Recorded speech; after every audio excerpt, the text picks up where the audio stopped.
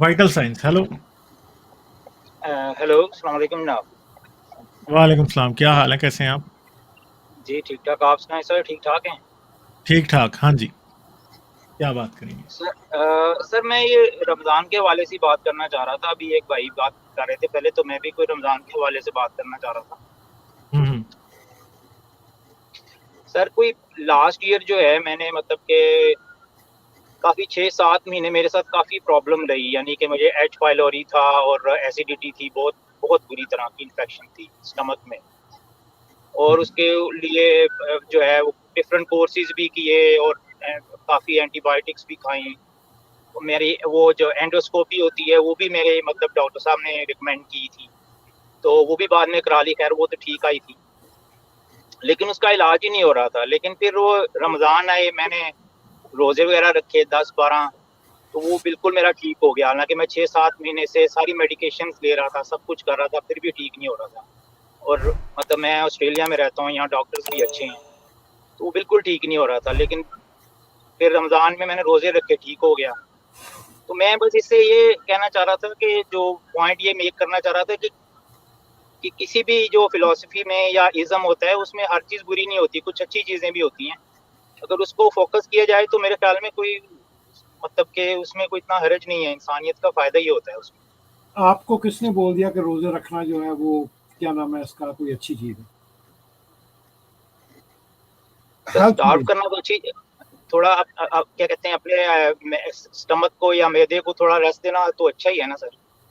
आप लोग रेस्ट हम हर देते साल में हैं? सारा साल तो बल्कि खाते हैं ना, मैं चले आप उसको रिलीजियस कॉनोटेशन ना भी लें, हाँ, नो लेकिन फिर भी नो नो नो। स्टारवेशन तो अच्छी चीज़ है सर।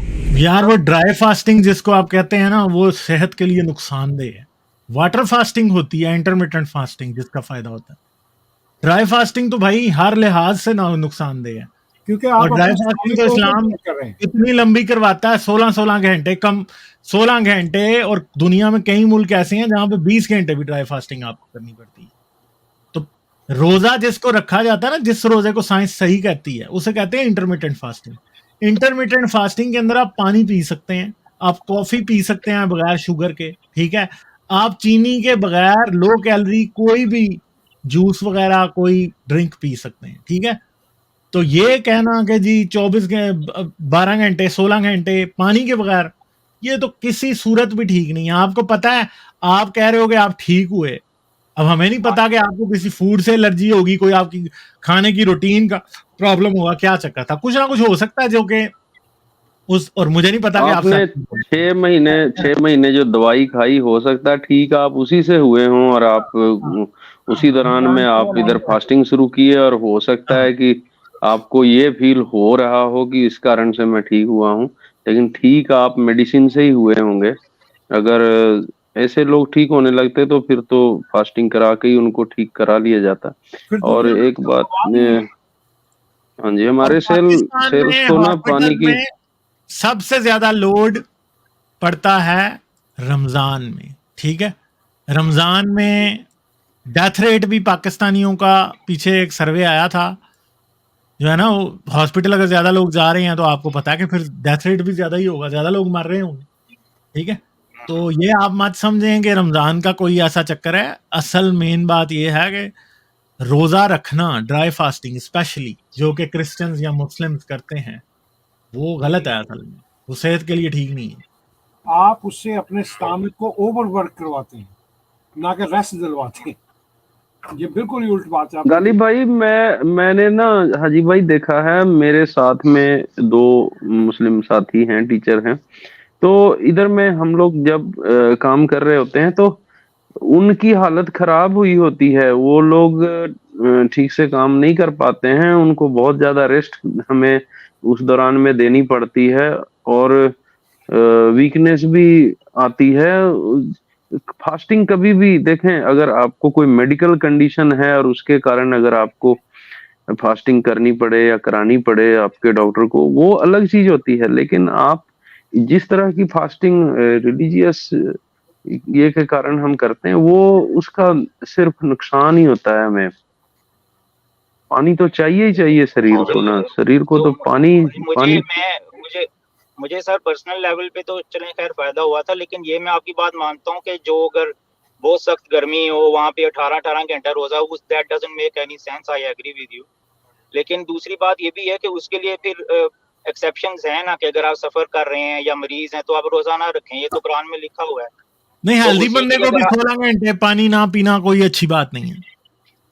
नहीं तो वो ना करे ना, नुकसान वो कोई होगा ही। जबरदस्ती हाँ। तो नहीं है। मेरा दोस्त है कनाडा में रहता है, वो ऐसी जॉब करता है, तो वो रोजा नहीं रख रहा, पिछले कई सालों से नहीं रख रहा, लेकिन ये तो नहीं कि वो उसको कोई प्रॉब्लम हो रही है या उसको कोई ये कह रहा है कि भाई तुम काफर हो गए हो या कोई ऐसा, कोई ऐसी बात नहीं। अगर नहीं रख सकते ना रखें, कोई ऐसी इतनी सख्ती नहीं है, ये तो अपने पाकिस्तान अपनी में आप मर्जी और रोजा ना इंटरप्रिटेशन। रखें ना, देखें, आप पाकिस्तान में रोजा ना रखें, छुप के खाएं, कोई मसला नहीं है।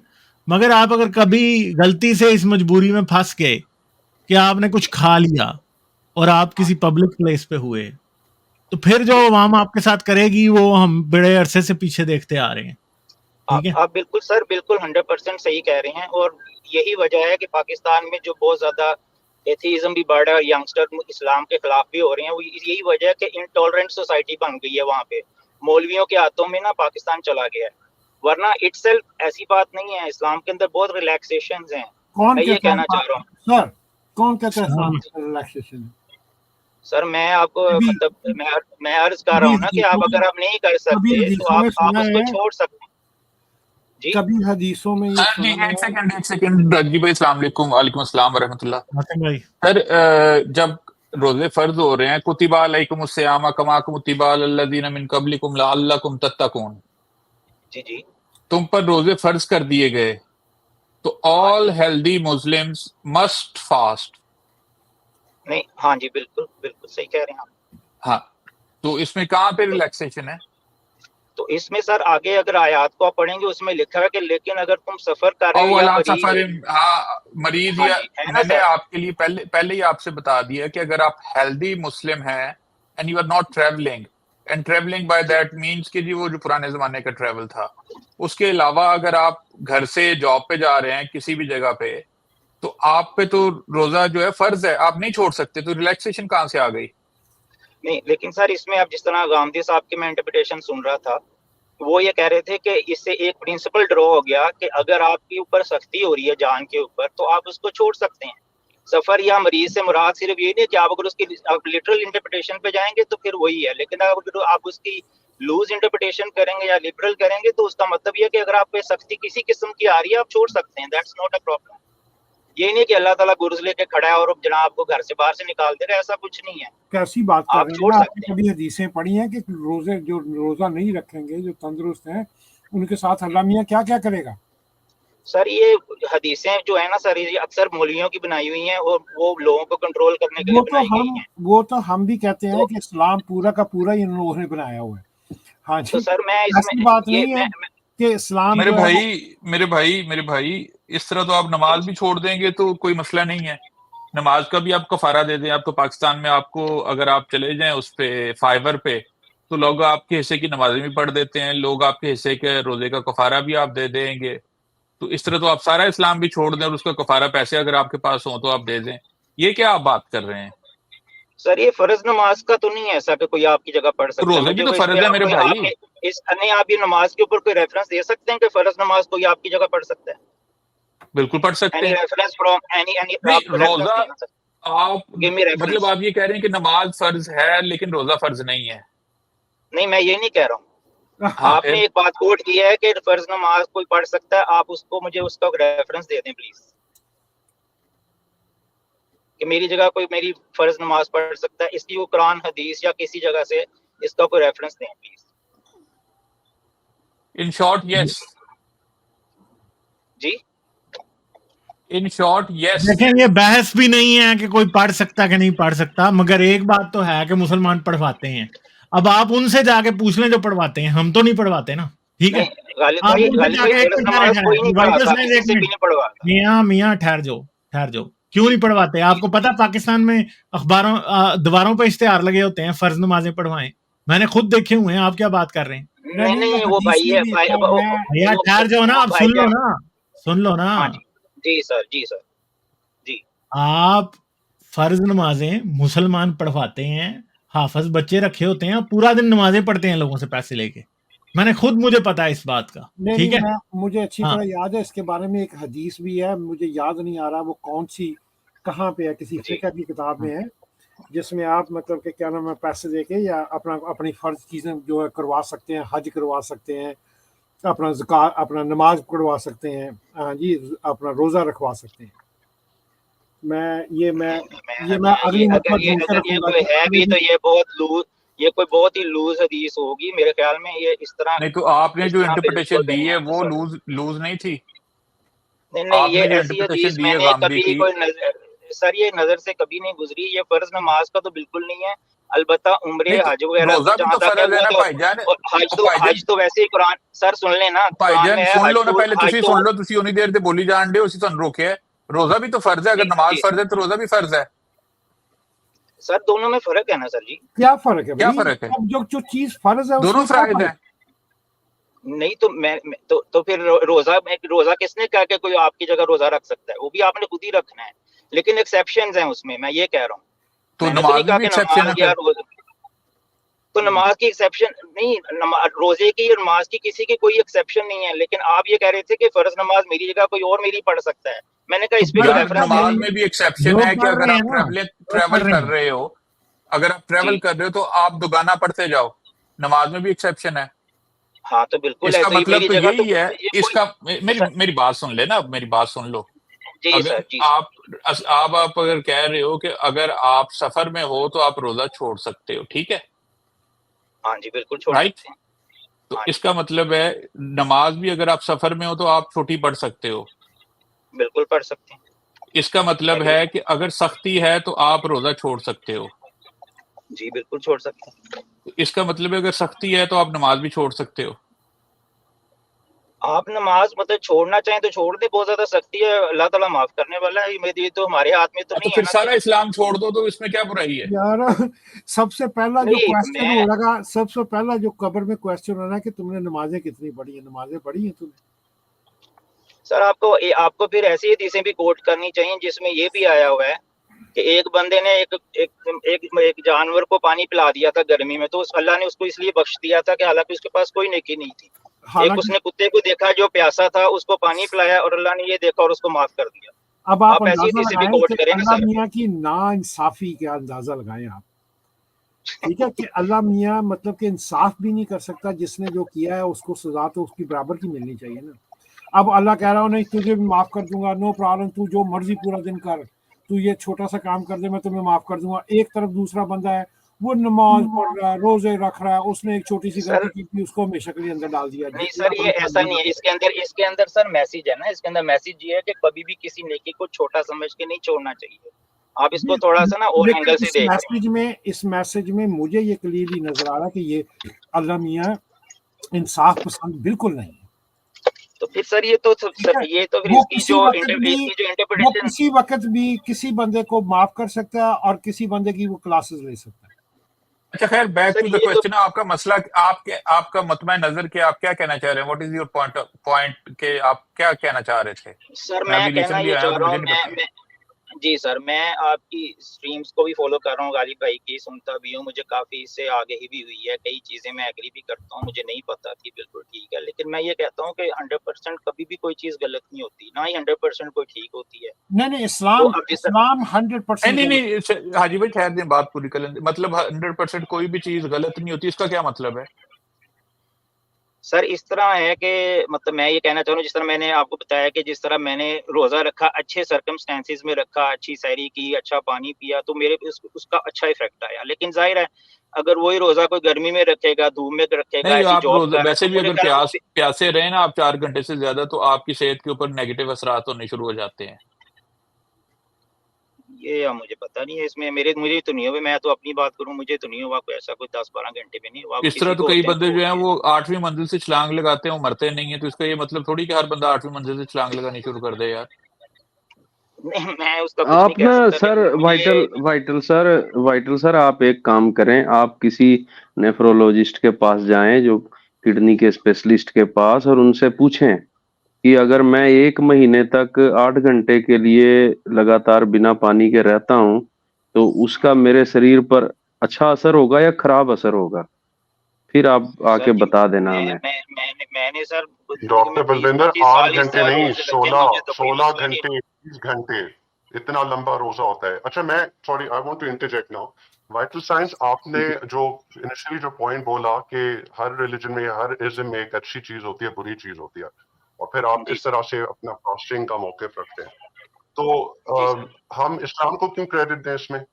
इस्लाम से पहले भी रिलीजन से जो फास्टिंग को सपोर्ट करते थे, जिस तरह से सेबियंस का रिलीजन था, मोनोथेइस्टिक रिलीजन में भी फास्टिंग थी। पीछे की मुझे खत्म कर दें, मेरी बात कंप्लीट करने दें।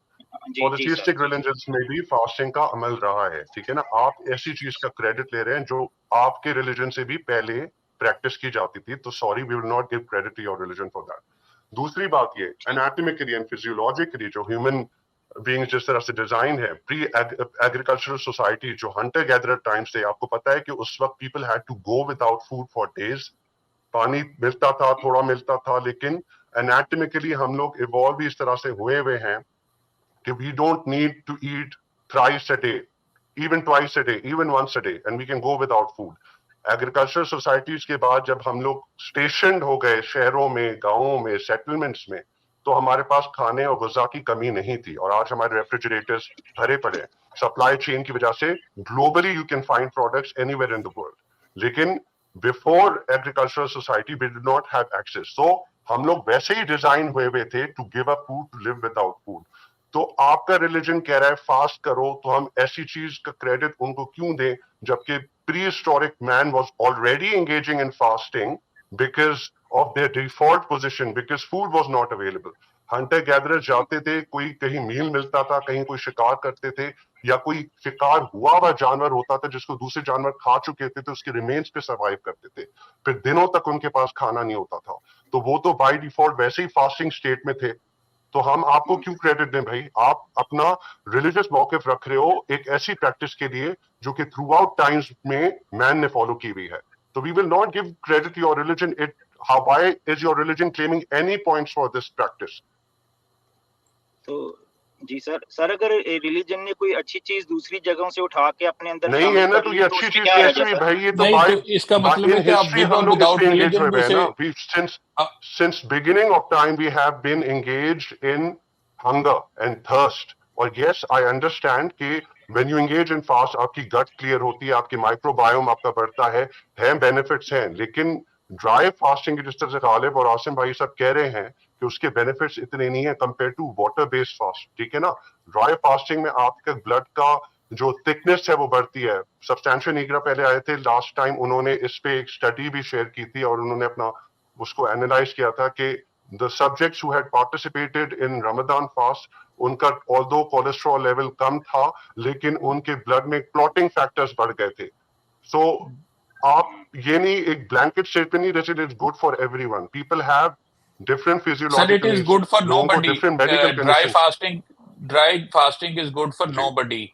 NHS England आसिम भाई आप सही कह रहे हैं, लेकिन नेचुरली अगर हमें ड्राई फास्टिंग में एंगेज किया जाए, मतलब खाना नहीं है, पानी नहीं है, तो वील सर्वाइव, लेकिन जोर जबरदस्ती में क्यों हम लोग इस प्रैक्टिस में एंगेज करें? एग्जैक्टली नहीं, एनएचएस इंग्लैंड की मैं बता रहा था कि इंग्लैंड जैसे ठंडे माहौल में जहाँ पे ह्यूमिडिटी लेवल भी ठीक होता है, कोई इतनी खुश्की भी नहीं होती, वहां पे एनएचएस इंग्लैंड रेकमेंड्स कि जी आप 6 से 8 कप पानी, मतलब 1.5 से 2 लीटर फ्लूइड्स पिएं, जिसमें आप नॉन शुगरी ड्रिंक हो सकते हैं, कॉफी हो सकती है, चाय हो सकती है, पानी हो सकता है, जूसेस हो सकते हैं, ठीक है? और आप दिन में अगर 12 घंटे जागते हैं या 16 घंटे जागते हैं, तो इसका मतलब है कि every 2 hours you can drink 1 water, और this is what is recommended कि आप फ्रीक्वेंटली पिए। ये नहीं है कि आपने 2 लीटर सुबह पी लिया और सारा दिन आप भूखे रहे ना, या सारा दिन आप प्यासे रहे, तो गुर्दे तो आपके उसी वक्त जो है उनको करके और वो आपको पेशाब की सूरत में बाहर आ जाएगा आपका। तो आप फ्रीक्वेंटली पानी पिए या फ्रीक्वेंटली लिक्विड्स आप इस्तेमाल करें। अब ड्राई फास्टिंग को किस तरह से आप जस्टिफाई करेंगे कि जी आपके ऊपर कोई सख्ती भी नहीं है, फिर भी आप ये रखें तो आपको बेनिफिट होंगे? जी जी, कोई बेनिफिट नहीं होंगे। जी आसिम भाई, एक और चीज़ है कि जब ड्राई फास्टिंग करते हो तो सोडियम और पोटेशियम की कमी हो जाती है आपकी बॉडी में।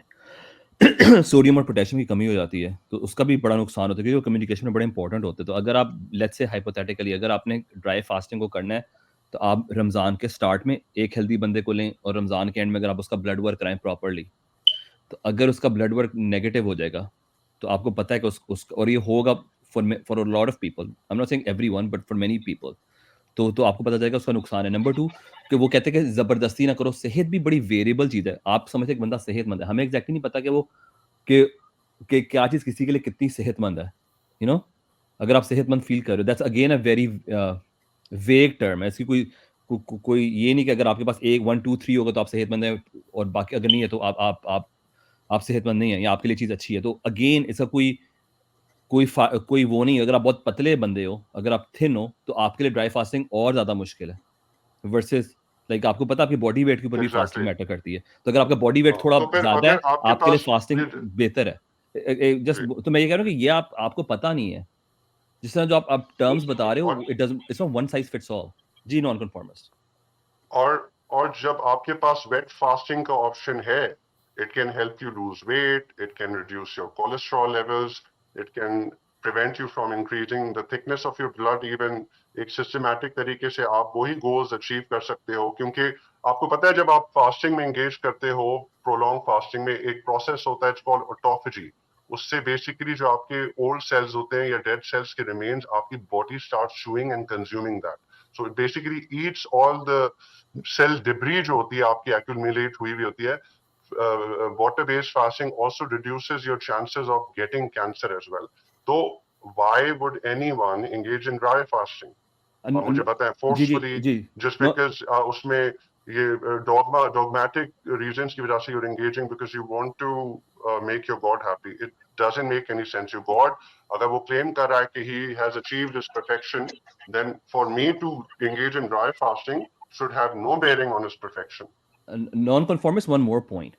Fasting is good at night time. Like you fast all night, you get up, then you don't eat till like a certain point. आप सुबह इधर खाते हो 4 बजे 5 बजे उठ के, ठीक है, जो भी टाइम होता है जहाँ पे सहरी का, और आप शाम को आजकल क्योंकि मार्च अप्रैल में रोजे आ गए तो आप 6 बजे खो लेते हो। जो आपको हेल्थ बेनिफिट्स ना फास्टिंग के, वो आमतौर पे 14 से 16 घंटे बाद ज्यादा होते हैं। सबसे ज्यादा आपको उतने 16 आवर्स के सोने के निकल आते हैं ना, 8 घंटे सोने के निकल आते हैं। फिर आपको उसके बाद आप ड्राई चलते हो, फिर आपको 16 घंटे के बाद आपको जो ऑटोफेजी, जो अभी नॉन कन्फॉर्मिस्ट बात करें, ऑटोफेजी का जो आपके डेब्री सेल्स हैं, तो हम जितने रोजे रखते हैं for majority of the year, वो तो 16 घंटे पूरे ही नहीं करते, तो उसका तो वो भी फायदा नहीं है। मेरी बात समझ रहे हो? सेहत का जो मैक्सिमम बेनिफिट है ना, वो एक सर्टेन टाइम के बाद होता है।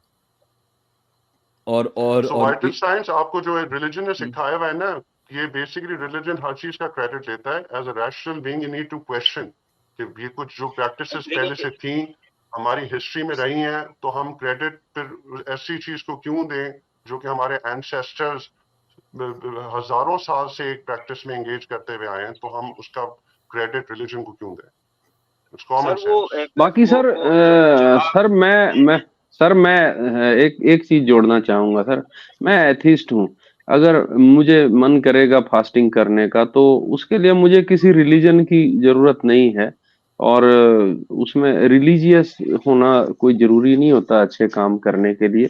तो ये ड्राई फास्टिंग पर मैं सर इसी पॉइंट को बताना चाह रहा हूँ जो पहले भी नॉन कन्फॉर्मिस्ट साहब ने बताई है ना, कि रिलीजन को कैसे क्रेडिट दें। पहली तो मैं आपकी सारी बातों से एग्री करता हूँ, और मैं इसलिए बताया कि कुरान में लिखा हुआ है कि जो मरीज है या जिसको इस तरह का शक है कि मेडिकली प्रॉब्लम हो सकती है, वो ना रखे, उसको कोई गुनाह नहीं होगा। यार मुझे एक वाइटर साहब, मुझे एक बात बताओ, मेरे खानदान में जो कुछ बड़े बूढ़े लोग होते हैं, वो 70-75 साल के हो जाते हैं, उनकी सेहत अच्छी नहीं होती, उससे भी ऊपर हो जाते हैं, वो कहते हैं हमने फास्टिंग करना, हमने रोजा रखना है। एक सेकंड मुझे दीजिएगा भाईजान। वो फिर उनकी गलती है ना सर, वो तो फिर उनकी गलती है ना, वो कुरान की गलती तो नहीं है ना सर। भाई अगर कोई बीमार है तो वो रोजा बिल्कुल छोड़ देगा, तो उसके बदले में उसे फिदिया देना है। जी राइट। नहीं देगा तो उसको तो गुनाह होगा। राइट। अगर वो नहीं अफोर्ड कर सकता ना दे।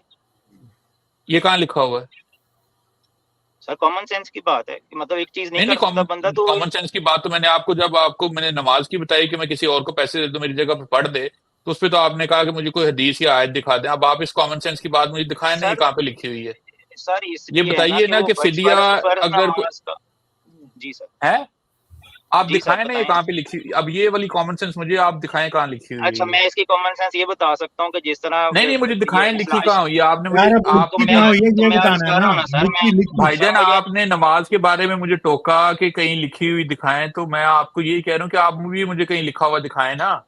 तो अब पहली बात है कि आपने मुझे नहीं दिखाया, अब मैं आपको फिर भी बता देता हूँ। पहले मैंने आपने कहा मुझे दिखाया नहीं नहीं अभी तक, दिखाना, लेकिन मैं बताना आपको बता नहीं है देता मैंने हूँ फिर भाई, भी। दिखाना हाँ है, जी, दिखाना है, बताना नहीं है। हाँ जी, तो मैं अभी मेरे सामने कोई किताबें तो नहीं, मैं कैसे दिखाऊँ आपको? मैं तो अभी गाड़ी में बैठा हुआ हूँ ना, मैं आपको बता ही सकता हूँ एक सेंस में। लेकिन मैं अर्ज़ ये कर रहा था, पहले मैं उधर जो पहले वो बात चल रही थी, मैं उस पे अर्ज़ करना चाह रहा था कि जो रोज़े के रिलीजन को इसलिए क्रेडिट जाता है कि मुश्किल हो जाता है 10 घंटे इस तरह फास्ट करना। अगर आपके पीछे रिलीजियस पावर या मोटिवेशन नहीं है, आप 6 घंटे भी नहीं कर सकते। मैंने 10 घंटे यार इसलिए किया था इंटरमिटेंट कि मेरे फास्टिंग मैंने पीछे लोग 48 रिलीजियस करते पावर hours हैं के थी, और तो मैं fast उस किया 8-8 है. चीज़ को 10-10 I have, घंटे करते I हैं। ओ have, भाई, there ओ are भाई, people, look, I have fasted for intermittent 48 fasting hours. करते हैं लोग मुझे विदाउट एक एनी रिलीजन। जी आसिम भाई, मैंने 48 आवर का फास्ट किया हुआ है, ठीक है ना. आई हाँ गॉट अ कंडीशन जिसकी वजह से मुझे अपने जो शुगर लेवल्स मुझे लो करने होते हैं और ऑटोफेजी में एंगेज करना होता है. मेरी कोई रिलीजियस मोटिवेशन नहीं थी भाई. मुश्किल तो होता है, सर लेकिन आप तो मैंने किया है. ऐसे लोग हैं जो 72 आवर्स की भी वाटर बेस्ड फास्टिंग किया है. वो आपकी वाइटल कंडीशन थी वाइटल ना सर, वो वाइटल मोटिवेशन साइन आपको होती है आपकी नॉर्मल. वाइटल कंडीशन साइन थी ना सर। मैं कंडीशन में बंदा जी साइकोलॉजिकली एक कर सेकंड लेता है। एक सेकंड मैं एक जमाने में 18-20 घंटे की fasting for months and on किया हुआ मैंने फॉर मंथ्स तो फिर 20 जब घंटे वाइट आपको कुछ तो नहीं उससे हुआ, कोई तो फिर फर्क जो नहीं 10 पड़ता घंटे ना का कर लेगा उससे क्या होगा सर? नहीं उसका तो फिर आपको पॉइंट भी कुछ नहीं हुआ ना। उसका सर वो पॉइंट ड्राई फास्टिंग है मेरे पुत्र, ड्राई फास्टिंग और वाटर बेस्ड फास्टिंग में बड़ा फर्क है। मुसलमान जो रोजा रखते हैं वो ड्राई फास्टिंग है कि उसमें बिल्कुल कुछ नहीं खाना ना पीना है। तो पानी के बगैर जो है वो इतना लंबा रोजा रखना सेहत के लिए नुकसानदेह, यही तो आपको बताया जा रहा है कि रोजे रखने में कोई प्रॉब्लम नहीं है, आप उसे वाटर फास्टिंग कर लें। यही तो आपको समझाने की बिल्कुल कोशिश की जा रही है कि पानी पी लिया करें आप साथ, आप ना खाएं। बिल्कुल आसिम भाई बिल्कुल हमारे सेल्स को जी पानी की जरूरत तो है ना. जी आसिफ भाई एक और चीज कि ये जो इनका मैं जो कहने का मतलब कि रोजा जो रखते हैं फास्टिंग का जो कॉन्सेप्ट है अगेन समझें कि आप रात को शाम के टाइम आप खा लेते 7-8 बजे उसके बाद आप नहीं खाते, आप अगले दिन शाम को दोपहर को खा लें या जब खाएं। ये जो सुबह आप 4 बजे खाते हैं फिर शाम को 5 बजे, एक तो ये इसका आप फास्टिंग का पूरा बेनिफिट नहीं उठाते। आपको मेरी बात समझ आ रही वाइटल साइन? फास्टिंग के बेनिफिट भी सर्टेन टाइम के बाद स्टार्ट होते हैं।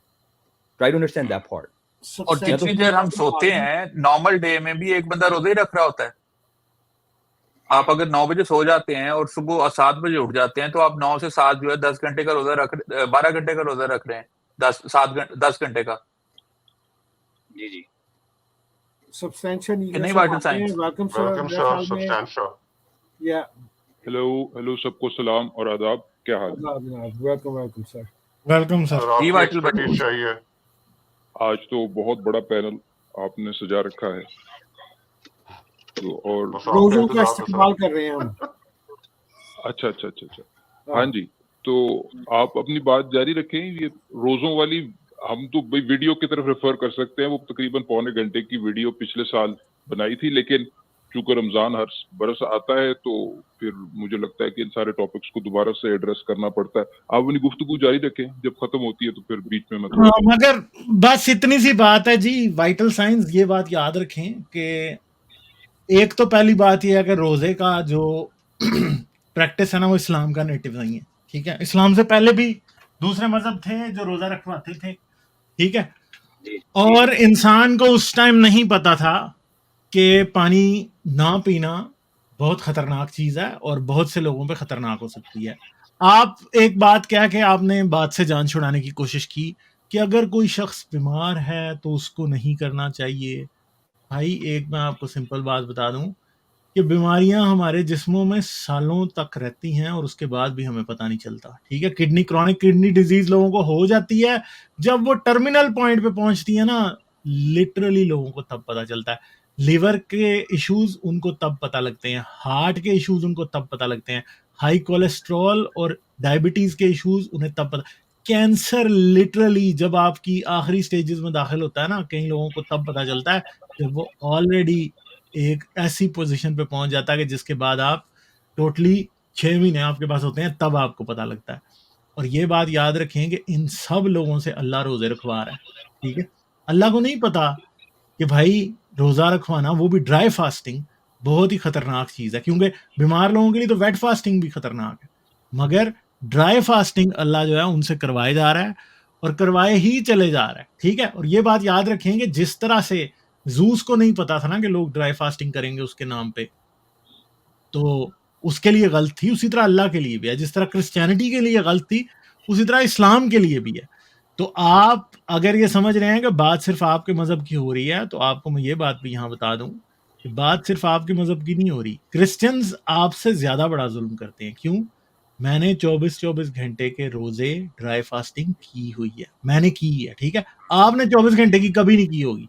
लिटरली मैंने 3 दिन का रोजा रखा हुआ है, 3 दिन विदाउट वाटर एंड थिंग। मैं 24 घंटे से ऊपर, तकरीबन मेरे ख्याल है कि मैं कोई 48 घंटे से 48 एंड 72 आवर्स के दरमियान मैंने जाके कोई शायद 60 घंटे के बाद रोजा को खोला था। मैं इतना निढाल हो गया था, मैंने जिंदगी में एक बार ये काम किया हो, ठीक है। तो बात यह है कि ये सब डिस्ट्रक्टिव हेल्थ के जो है ना की तरफ आपको लेके जाते हैं। तो आपको खुदा को ये कहना कि हाँ जी जो है ना ये जी खुदा तो छूट देता है, खुदा छूट भाई तब देता है जब इंसान बिल्कुल मरने वाला हो जाता है। और वैसे इंसान मरने की वजह, ठीक है, इंसान के मरने की वजह रोजे होते हैं। मैंने आपको बताया कि पाकिस्तान में हॉस्पिटल्स में लोड रोजों में बढ़ जाता है। कुछ लोग ज्यादा खाने की वजह से आ रहे होते हैं, कुछ लोग डिहाइड्रेशन की वजह से आ रहे होते हैं। और हर साल न्यूज आती है। ये अभी आपका मार्च और अप्रैल का रमजान चढ़ा है, आपको लिटरली गर्मी की वजह से मरते हुए लोग दिखाई देंगे। और पाकिस्तान में अगर कोई मजदूर भी कहीं गलती से पानी पीता दिखाई दे दिया तो लोगों ने मारना है, ठीक है। तो प्रॉब्लम ये है, सिर्फ अब ये पाकिस्तान पे बहस ना करने लग जाना। असल में अल्लाह को नहीं पता था कि मुसलमान क्या करेंगे, और अल्लाह को ये भी नहीं पता था कि ये जो है ये सेहत के क्या क्या प्रॉब्लम जो रोजा मैं इनको बता रहा हूँ वो करेगा। ये बातें साबित करती हैं कि आपका खुदा झूठ है और आपका मजहब झूठ है, ठीक है। ये बात है सिंपल सी। गालिब एक तरह स्क्रीन शेयर करेंगे? जी सर करें, बताएं। मैं आपने मुझे कुछ भेजा है या आप खुद करेंगे?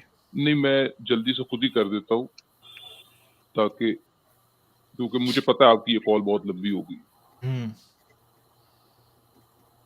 जी सर। ये शेयर्ड ऐप स्क्रीन मेरी? जी जी सर, आपकी स्क्रीन सामने है। तो ये पीडीएफ नजर आ रहा होना चाहिए। जी जी सर, आ रहा है पीडीएफ नंबर। अच्छा जी, ये आप जाकर देख सकते हैं। ये बेसिकली एक पेपर है डिहाइड्रेशन और उसके मसाइल की तरफ। इसमें एक इम्पॉर्टेंट पॉइंट जो आपको दिखाना है वो एज फॉलोज है। एक तो पहली बात इसको याद रखिएगा कि डिहाइड्रेशन एक बहुत बड़ा रिस्क फैक्टर है थ्रोम्बोसिस। थ्रोम्बोसिस का मतलब होता है क्लॉट डेवलपमेंट, ठीक है, जो आपके ब्लड के अंदर क्लॉट्स डेवलप होते हैं। और ये बात नहीं है कि अगर आपको कोई प्री एग्जिस्टिंग कंडीशन हो, आप बीमार हो, एक सेहतमंद आदमी के अंदर एबनॉर्मल थ्रोम्बोसिस क्रिएट करने के लिए डिहाइड्रेशन और ड्राई फास्टिंग काफी होती है। एक सेहतमंद आदमी को बीमार बनाने का ये एक जरिया बनेगी, ऐसा नहीं कि पहले से वो बीमार हो। This is very important to understand. So dehydration is a risk factor for thrombosis, particularly ये cerebral venous sinus thrombosis, CVST है। ये दिमाग के अंदर क्या कहते हैं आपके क्लॉट्स हो सकते हैं। इंपॉर्टेंट बात, 7 साल की रेट्रोस्पेक्टिव क्रॉस सेक्शनल स्टडी हुई है, मैं पहले पढ़ देता हूँ। 7-year retrospective cross sectional study was conducted in Iran and found higher prevalence of CVST during the months of Ramadan compared to other months in the lunar calendar. इस retrospective study को, जो 7 साल स्टडी है, उसके data की basis पर आप जाकर इसको चाहें तो पढ़ सकते हैं। तो एक तो इस बात को याद रखें कि आपने शुरू में ये फरमाया कि आपको एच पायलोरी का मसला हुआ, आपको इन्फेक्शन हुई, उसके बाद आपने रोजे रखे तो उससे आपको शिफा हुई, तो आपने ये माना कि ये रोजों का फैक्टर इसमें हो सकता है। तो एक तो बात ये है कि आपको बुनियादी सवालात उठाने चाहिए कि एक तो पहली बात कि आपको एच पायलोरी की इन्फेक्शन क्यों हुई, बैक्टीरिया ने ऐसे क्यों इवॉल्व किया कि वो आपको इन्फेक्ट करे और आपके ऐसे सिम्टम्स डेवलप हों। बुनियादी सवाल उठाने चाहिए आपको। और दूसरी बात यह है कि ये जो आपकी इंटरमिटेंट फास्टिंग भी के लिए भी अब जो सही टर्म इस्तेमाल होती है, वो भी जो कि फास्टिंग कंफ्यूजन क्रिएट करता है, तो वो टाइम रिस्ट्रिक्टेड ईटिंग कहलाती है। टाइम रिस्ट्रिक्टेड ईटिंग का मतलब ये है कि भाई मैंने एक दिन के हिस्से में खाना है और बाकी हिस्से में नहीं खाना। उस दौरान आप पानी पी सकते हैं और बाकी जिस तरह फ्लूइड्स इनटेक कर सकते हैं, जिस तरह गालिब बता रहे थे। ज्यादा इंपॉर्टेंट बात यह है कि ये जो हमारे अंदर कैपेसिटी है, फर्स्ट कि जब आपकी खाने की कमी होगी, यानी कि लॉन्ग पीरियड्स ऑफ स्टारवेशन या फैमिन आएंगे, उसके रिस्पॉन्स में आपने अपनी एग्जिस्टिंग बॉडी के स्टोर्स को इस्तेमाल करना है और दूसरी सूरत में आपने स्टोरेज मोड में जाना है। इसकी एवोल्यूशन के तनाजुर में तो आपको बात की समझ आती है, और एवोल्यूशन के तनाजुर में ये बात बिल्कुल वेल स्टडीड है कि कैसे हम इन दो मोड्स में स्विच ऑन स्विच ऑफ कर पाते हैं, कि स्टोरेज मोड में जाना है और फिर उसके बाद अपने स्टोर्स को जब इस्तेमाल करना है उसमें ये जो दो आपको मैंने स्विचेस बताए हैं मेटाबॉलिज्म के, एवोल्यूशन के तनाजुर में तो इसकी पूरी समझ में आती है और वेल वर्कड आउट है। बुनियादी सवालात उठाने चाहिए इंसान को। आप एक ज़हीन और बहुत पढ़े लिखे शख्स लग रहे हैं कि खुदा के तनाजुर में ये कंटिन्यूअसली कभी फैमिन का आना और कभी क्या कहते हैं खाने का मिलना, कभी ना मिलना, वो आपको बहुत ज्यादा उसमें करतब करने पड़ते हैं उसके साथ ये चीज जोड़ने में। वेयरएज एवोल्यूशन के तनाजुर में ये जो आपके मेटाबॉलिक स्विचेस हो रहे हैं इनका आपको पूरी समझ में आती है। मैं इस बात पे क्यों स्ट्रेस दे रहा हूँ? मैं इस वजह से दे रहा हूँ कि जो टाइम रिस्ट्रिक्टेड ईटिंग जो है, यानी अपनी कैलोरी इंटेक को कम करने से जो सेहत के जो फायदे हो रहे हैं आपको, वो भी एवोल्यूशन की वजह से ही हो रहे हैं। वो भी चूंकि हमने एवोल्यूशन में ये चीज इवॉल्व की हुई है कि जब आप स्टारवेशन मोड में जाएंगे तो आपकी बहुत सारी चीजें स्टोरेज आप मोड आपका इस्तेमाल होगा, वो कीटोसिस में जाएंगे, ऑटोफेजी होगी, जिस तरीके से अभी नॉन कन्फॉर्मिस्ट बता रहे थे। ये सारा कुछ एवोल्यूशन के तनाजुर में तो आपको समझ में आती है। खुदा के तसव्वुर के साथ इसको जोड़ना जो है उसके लिए आपको बहुत ज्यादा करतब करने पड़ते हैं। तो एक बुनियादी सवाल, लेकिन इन एनी केस ये स्टडी आपको ये बताती है कि ये जरूरी नहीं है कि जी आप पहले से बीमार हों और फिर क्या कहते हैं आप रोजा न रखें। ये रोजा बीमारी का बायस बन सकता है एक सेहतमंद आदमी में। इस पर और भी स्टडीज हैं कि जो आपको बताते हैं कि जी क्लॉटिंग फैक्टर, और वो कौन सी स्टडीज? इंटरेस्टिंग बात ये है कि ये स्टडी हम इस बात से वाकिफ हैं कि जो आपकी मुसलमान कुछ रिसर्चर्स हैं उन्होंने स्टडी की हुई है। ये वाली पिछले साल हमने रिव्यू किया था, ये वाली जो स्टडी है डॉन टू डस्क फास्टिंग की, ठीक है। ये अब हम ओपनली इसको डिस्कस करें। अगर आप रिलीजियस हलकों में डिस्कस करना चाहते हैं तो मैं आपको वैसे बता देता हूँ, आपको ये स्टडी सूट करती है मुसलमानों को, क्योंकि इस स्टडी में उन्होंने dawn to dusk dry fasting के हक में बात करने की कोशिश की हुई है। तो आप इसको जरूर इस्तेमाल करें अपने फायदे के लिए। लेकिन आप इसी स्टडी में से बताते हैं कि मसला क्या निकला था कि जो dawn to dusk dry fasting थी उससे इनको पता ही नहीं चला, जिन्होंने स्टडी की उनका अपना डेटा ये सजेस्ट करता है। हमने इसकी डीप डाइव की थी इस पेपर के अंदर और वो इस पर कमेंट करना शायद भूल गए, ठीक है, कि वो आपकी ड्राई फास्टिंग की वजह से वो कहते हैं 36 गुना, there was an average 36 fold increase in coagulation factor X. जो कोआगुलेशन होती है उसमें 36 गुना इजाफा होता है सेहतमंद लोगों का। तो आप इससे मेरे ख्याल से सोचने समझने की बात यह है कि अगर आपको फास्टिंग या टाइम रिस्ट्रिक्टेड ईटिंग से सेहत बख्श फायदे उठाने हैं, उसका आसान तरीका भी आसिम भाई कह रहे थे कि आप शाम 6-7 बजे के करीब खाना खा लें, जल्दी जरा खाना खा लें, ठीक है। उसके बाद अब पानी शानी पीते रहें।